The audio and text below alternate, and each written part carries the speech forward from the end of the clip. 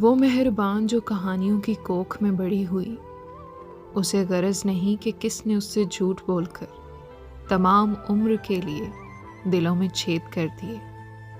اسے غرض نہیں کہ کتنے لوگ اس کی چھاؤں میں پلے بڑھے۔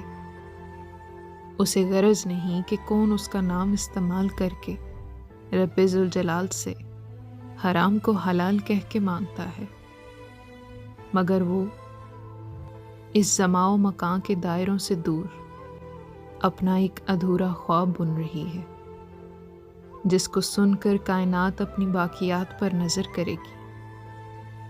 مجھے بھی اس شفیق ہاتھ نے بھنور سے کھینچ کر طلب تو کچھ نہیں کیا، مگر میں اس کے دل پہ رنگ پھینک کر بتاؤں گا کہ سچ بہت حسین ہے۔